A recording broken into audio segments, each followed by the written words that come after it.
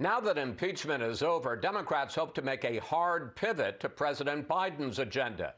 But what did they accomplish in trying Donald Trump once again?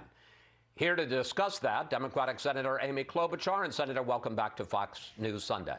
Thank you, Chris. It's great to be back on and to hear your voice as a host of the show instead of having your interviews used as an exhibit in an impeachment trial. So it's good to be on. Thank you. Well, thank you for noticing.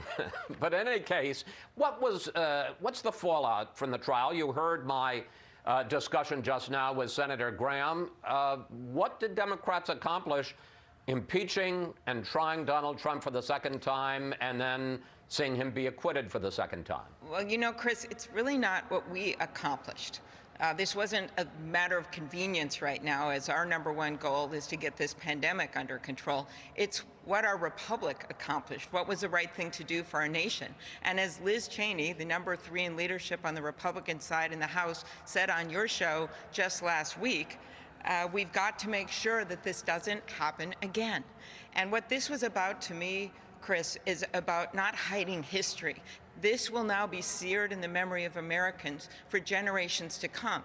And what the House managers did was put the case together, as you just discussed with Senator Graham.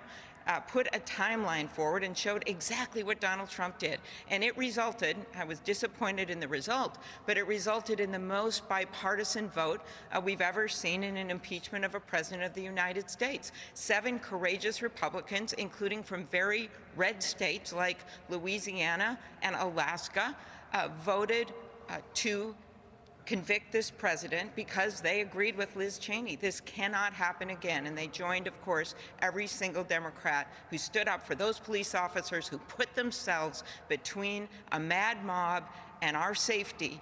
And as you listen to the shrieks of that police officer wedged in the door, I thought to myself, he stood up for our liberty when the President of the United States wouldn't even send out a tweet to save the Capitol. But, Senator, if this was so serious and so terrible, why did Democrats back off on calling witnesses? You could have called House Republican Leader McCarthy to ask him about his conversation with the president. You could have called Senator Tuberville to ask him about his conversation. You could have called White House aides to ask them about what the president was saying and doing while the riot was going on. But instead, you didn't. Why? How come? Well, first, let's make clear, I voted for allowing witnesses, but I think in the end, when you look at what people said after the trial, it wasn't more witnesses that were going to change their minds. Mitch McConnell, who didn't vote to convict, said himself, there is no question, none, that President Trump is practically and morally responsible for provoking the events of the day. Chris, he basically said right there that they'd proven their case. They proved their case on the facts.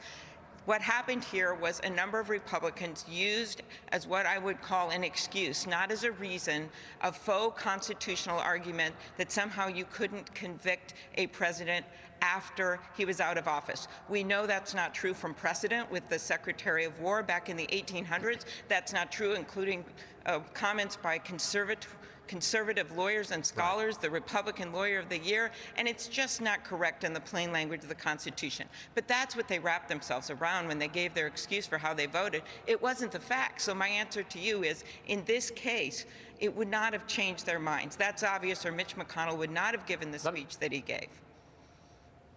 Senator, let me ask you, though, about some of the facts in the case and the case that the House manager has brought. Yes, it is true that President Trump summoned the crowd to Washington on January 6th. Yes, it's true that he asked them to fight like hell. But yes, it's also true that he said this. Here is the president.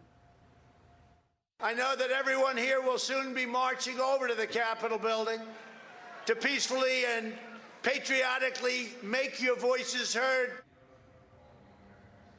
Does that senator meet the Supreme Court test in Brandenburg v. Ohio that his speech was directed to inciting or producing imminent lawless action and was likely to incite or produce such action?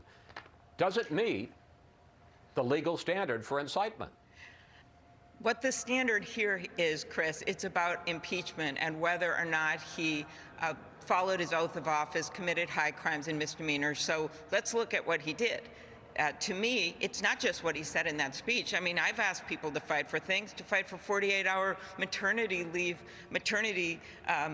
staying in the hospital for new moms and their babies. That was my first fight that I took on. But those moms didn't storm the maternity wards with bear spray and handcuffs. They didn't do that. Why? Because that's not what I asked them to do. Look at the facts. Leading up to this, on your interview, he would not commit to a peaceful transition of power. He undermined the election. He called it a steal. Then we get to the day of the speech. He told people to show up on January 6th, put a target on the Capitol, basically told them to go wild leading up to it. Then he gives a speech, tells them to march down the mall. And what happens after they invade the Capitol and they're impaling police officers? He does nothing. I'm sorry, just throwing in the word peacefully once isn't enough. To me, the answer is in his 6 p.m. tweet after people had already died, when he called them great patriots and once again repeated the lie that the election victory, in his words, had been unceremoniously and viciously stripped away. And he said, remember this day forever. It wasn't a one word. Senator, it was an entire plan. Senator, I got less than 30 seconds. Lindsey Graham makes it clear he thinks that Donald Trump is still a viable and important force in Republican politics. Is he? No. And that's because, and you can see where the numbers are right now with how he's doing what people think of him across the country. I say no. One, as Mitch McConnell points out, there's a lot of other investigations going on about this man. Two, the American people have now seen clear out what he did. He violated his oath of office in what Liz Cheney called the greatest betrayal of a president's oath of office in history. And those memories and those police officers' screams will be forever etched in the memories of Americans. He is done.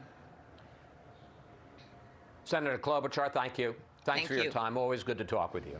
Thank you.